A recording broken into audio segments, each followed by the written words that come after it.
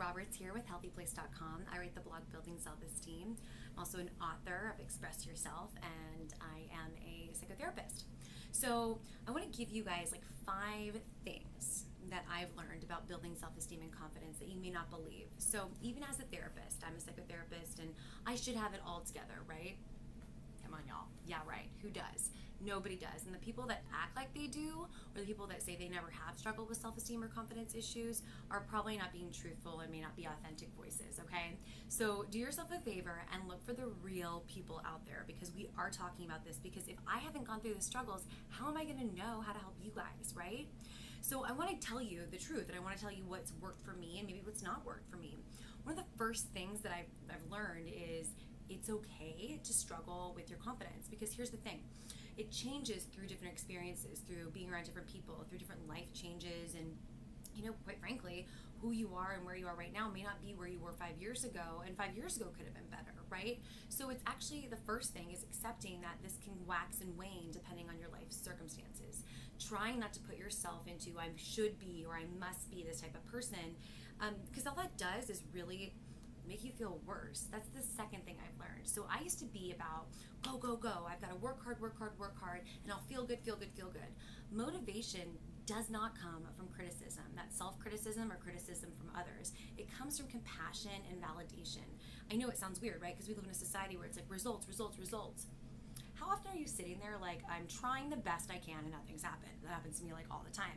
So what I've learned to do is like take a step back and be compassionate. Right now this is challenging, and in order for me to get whatever this task is done or to do something different, what do I have to do? Be nicer to myself.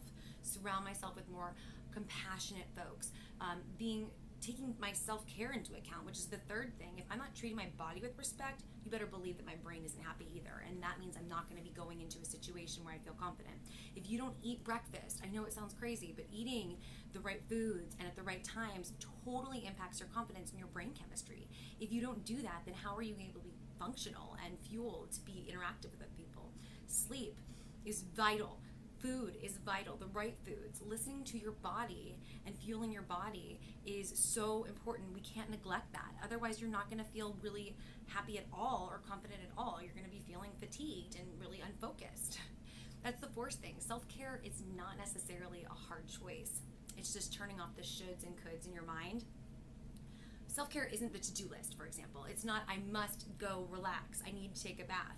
It's what is your body saying to you and what you need to do right now. For me, it might be, wow, I have 20,000 items on my to-do list, and my body is saying, I need to take a nap. Or my body is saying, I really want to watch this episode of House Hunters or something like that because I am exhausted. I need a break.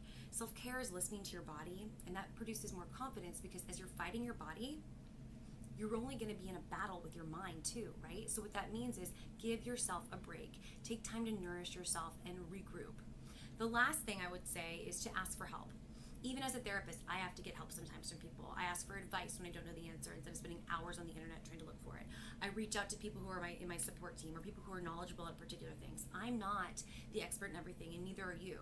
So the more that we ask for help or ask for assistance, guess what winds up happening?